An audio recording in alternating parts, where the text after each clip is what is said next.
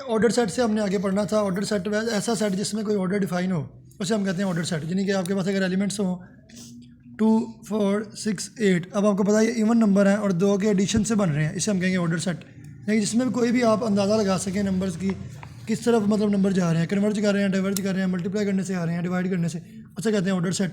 इसके बाद दो टाइप्स हैं इसकी, पार्शली ऑर्डर सेट और टोटली ऑर्डर सेट। इनमें पार्शली और टोटली में आप समझ लें। अगर आपके पास अच्छा, इसके बाद आपने देखना है कि टोटली ऑर्डर कौन सा होता है और पार्शली ऑर्डर कौन सा होता है। अगर आपके पास सेट ये हो ना 2, 4, 6, 8 और उसके बाद 16, उसके बाद 32 और एक सेट हो 2, 4, 8, 16 और 32। अब इन सेट में फ़र्क क्या है कि ये पहले वाला हमारे पास पार्शली ऑर्डर्ड है। क्यों? अगर हम कोई दो एलिमेंट्स का पेयर उठाएं तो पहला दूसरे को प्रिसीड करना चाहिए और दूसरा पहले पे डोमिनेंट होना चाहिए। अब इस सवाल में प्रिसीड का मतलब आप डिवाइड ले सकते हैं। अब कोई दो का पेयर उठाए नीचे वाले में, ये टोटली है, ये वाला टोटली क्यों है? 2 4 को डिवाइड कर रहा है, 4 2 का मल्टीप्लायर है, 4 8 को डिवाइड कर रहा है, 8 4 का मल्टीप्लायर है, 8 16 को डिवाइड कर रहा है। यानी कोई भी पेयर उठा लें तो वो चीज़ बहाल रहती है, ये होता है टोटली ऑर्डर। जबकि 1 वाला टोटली ऑर्डर नहीं है। क्यों? क्योंकि जब 6 और 8 लेंगे, 6 8 को डिवाइड नहीं कर रहा, ना 8 6 का मल्टीप्लायर। यानी कि अगर एक भी पेयर आपको ख़राबी देते इस चीज़ में, आपके सीक्वेंस को बहाल ना रखे, ये होता है पार्शली ऑर्डर और ये होता है टोटली ऑर्डर। फिलहाल उन्होंने पार्शली ऑर्डर आपको बताया सिर्फ डेफिनेशन, ये थी इसका बेसिक कंसेप्ट। अब पार्शली ऑर्डर सेट नोट्स पे जो लिखा है वो बहुत ईजी है। नोट्स पे जो लिखा हुआ है ना चीज़, उन्होंने लिखा है अगर आपने पार्शली ऑर्डर चेक करना है तो आप आर को रिफ्लेक्सिव चेक कर दें, एंटी सिमेट्रिक मतलब अगर ए रिलेट करता है बी को तो बी रिलेट करता है ए को, तो ए बराबर होना चाहिए बी के, ये प्रॉपर्टी चेक कर दें, और ट्रांजिटिव चेक कर दें। ये तीनों प्रॉपर्टी चेक करें तो वो पार्शली ऑर्डर उठा जाएगा। सबसे पहले आप क्वेश्चन देखें आप,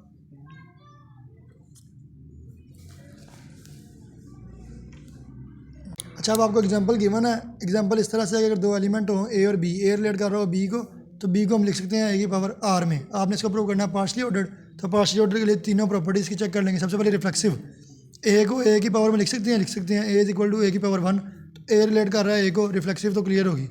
आगे कि एंटी सिमेट्रिक, अगर ए रिलेट कर रहा हो बी को और बी रिलेट कर रहा हो ए को, यानी कि b is equal to A r और a is equal to b s. अच्छा, यहाँ से आपके पास आर और एस कोई भी नंबर्स हैं और b is equal to A r है और a is equal to b s है। यहाँ पे आप बी की वैल्यू पुट कर सकते हैं a r, a is equal to आ जाएगा ए और पावर आर एस। अब ए इक्वलिटी है, आर एस कब आ सकता है? जब आर और एस दोनों क्या हो? 1 हो। अब अगर आर और एस दोनों 1 हो तो बी बराबर ए आ जाएगा और ए बराबर बी आ जाएगा। ये हमने प्रूव करना था। अगर ए बी को रिलेट करे और बी ए को रिलेट करे तो वो दोनों क्या होने चाहिए? इक्वल होना चाहिए। आ गया ट्रांजिटिव, अगर ए रिलेट करे सी को, बी को, और बी रिलेट करे सी को, फिर ए को रिलेट करना चाहिए सी को। अगर ए रिलेट कर रहा है बी को लिख सकते हैं B is equal to A R, अगर बी रिलेट कर रहा है सी को तो सी को लिख सकते हैं बी एस। इसमें वैल्यू पुट कर देंगे बी की तो ए रिलेट कर जाएगा किसको? सी को भी। तो ये हमारे पास प्रूव हो जाएगा पार्शली ऑर्डर। आगे हमारे पास थ्योरम है, let A be R collection of sets then the set inclusion is a partial order relation. अब हमें प्रूव करना है इंक्लूशन, मतलब एक सेट दूसरे में कंटेंड है।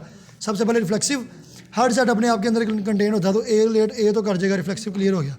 एंटी सिमेट्रिक, अगर ए रिलेट कर रहे बी के साथ मतलब ए कंटेंट है बी में, बी रिलेट करे एक साथ मतलब बी कंटेंट है ए में। अब हमें पता है इंक्लूजन का, अगर ए बी में कंटेंट हो बी ए में कंटेंट हो तो क्या होते हैं?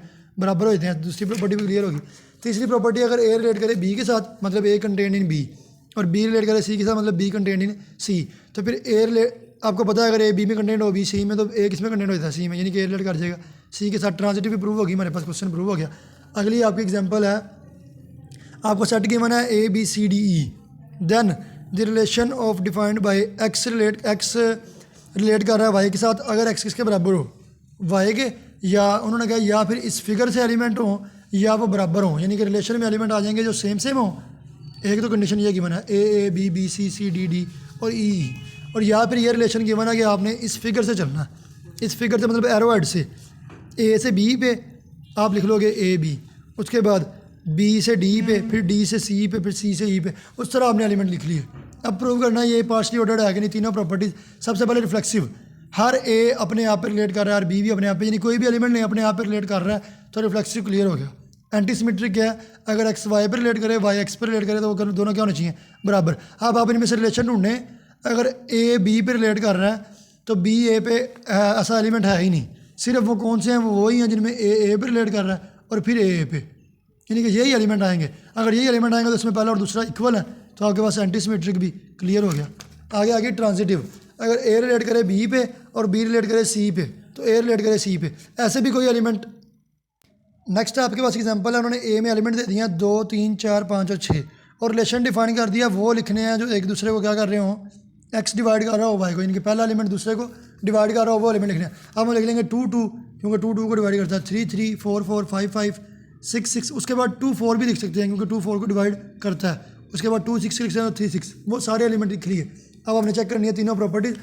सबसे पहली प्रॉपर्टी रिफ्लेक्सिव, तो आप देखें जहाँ पे 2 लें तो फिर 2 भी है, 3 लें तो 3 भी है।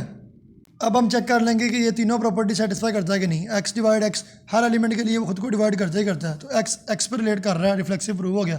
एंटी सिमेट्रिक, अगर एक्स रिलेट करे वाई को और वाई रिलेट करे एक्स को तो वो क्या होना चाहिए, बराबर। हमें पता है इस क्वेश्चन में डिवीजन गिवन है, अगर एक्स वाई को डिवाइड करे और वाई एक्स को डिवाइड करे तो डिवीजन एल्गोरिथम कहता है कि वो दोनों क्या है, बराबर है। दूसरी प्रॉपर्टी भी क्लियर होगी।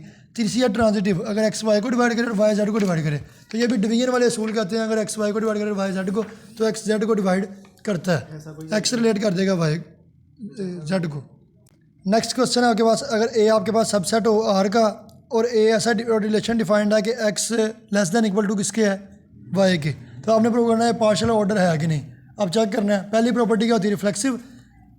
लेस देन इक्वल का रिलेशन है तो हम एक्स को लेस देन इक्वल एक्स लिख सकते हैं, इसका मतलब एक्स रिलेट कर देगा इस पे एक्स पे, तो रिफ्लेक्सिव प्रूव हो जाएगा। आगे गया एंटी सिमेट्रिक, अगर X less than equal to Y हो और Y less than equal to X हो तो फिर एक्स रिलेट कर जाएगा वाई को और वाई रिलेट कर जाएगा एक्स को। अब हमें पता है जब एक दूसरे से लेस हो और दूसरा पहले से लेस हो तो वो क्या हो जाते हैं, इक्वल हो जाते हैं, एंटी सिमेट्रिक भी प्रूव हो गया।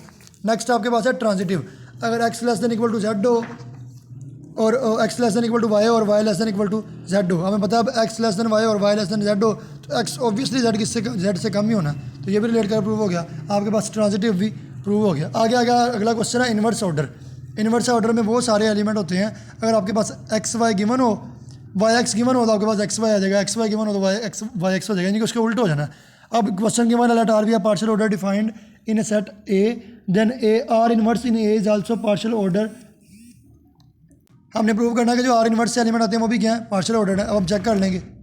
अब आपको क्वेश्चन गिवन है, ये एग्जांपल है, उसमें ए सेट भी गिवन है और एक रिलेशन भी गिवन होगा, यानी कि आपको कुछ ऑर्डर पेयर गिवन होंगे। आपने शो करना है कि जो इसका इन्वर्स बनेगा वो भी क्या है, पार्शियल ऑर्डर्ड है। पहले इसका इन्वर्स बना लें, यानी कि जगह चेंज करेंगे, इनकी जगह चेंज करने से फ़र्क ही नहीं पड़ना, जो सेम सेम है। जिनकी जो सेम सेम नहीं है उनकी जगह चेंज की तो ये आपके पास आर इन्वर्स बन गया। अब चेक करना है पार्शियली ऑर्डर्ड है कि नहीं है। सबसे पहले देखें हर एलिमेंट ए के लिए ए मौजूद है, बी के लिए बी मौजूद है, सी के लिए सी और डी के लिए डी। रिफ्लेक्सिव तो प्रूव हो गया। एंटी सिमेट्रिक में अगर एक्स वाई पर रिलेट करे तो वाई भी एक्स पे रिलेट करना चाहिए। चेक कर लें, अगर ए सी पर रिलेट कर रहा है तो सी भी ए पर रिलेट करता होना चाहिए। अगर ए सी पर रिलेट कर रहा है और हमें चाहिए सी ए भी, अगर सी ए नज़र नहीं आ रहा, यानी कि ऐसे एलिमेंट जिनका एक दूसरे पर रिलेट कर रहा है दूसरा पहले पे रिलेट कर रहा है तो वो क्या होना चाहिए, बराबर। अब ऐसे कोई है ही नहीं है तो वो कौन है, वो फिर पहले 4 ही हैं, पहले 5 ही हैं। जो पहला दूसरे पर रिलेट कर रहा है दूसरा पहले पे ए की सेट कर रहा है तो फिर ए के बराबर ही है। आपके पास एंटी सिमेट्रिक भी प्रूव हो गया। आगे अगर ट्रांजिटिव, अगर पहला दूसरे पे रिलेट कर रहा है दूसरा तीसरे पे तो पहला तीसरे पे भी क्या करेगा, रिलेट करेगा। ये आपने चेक करना। प्रॉपर्टी आपने चेक कर लेनी है, ए रिलेट कर रहा है सी को और सी रिलेट कर रहा है डी को तो फिर ए डी भी उसके अंदर मौजूद होगा, ये है। तो ये ऐसे आपके पास ये ट्रांजिटिव भी प्रूव हो गया। आगे आ गया totally ordered set. Totally ordered set की डेफिनेशन हम पहले ही पढ़ चुके हैं कि वो सेट जिसमें कोई भी 2 पेयर उठाएं तो वो जो सीक्वेंस बन रहा है, जो तसलसल बन रहा है वो उसको तोड़े ना, उसे हम कहते हैं टोटली ऑर्डर्ड पेयर। इसके बाद अब इसके एग्जांपल आते हैं।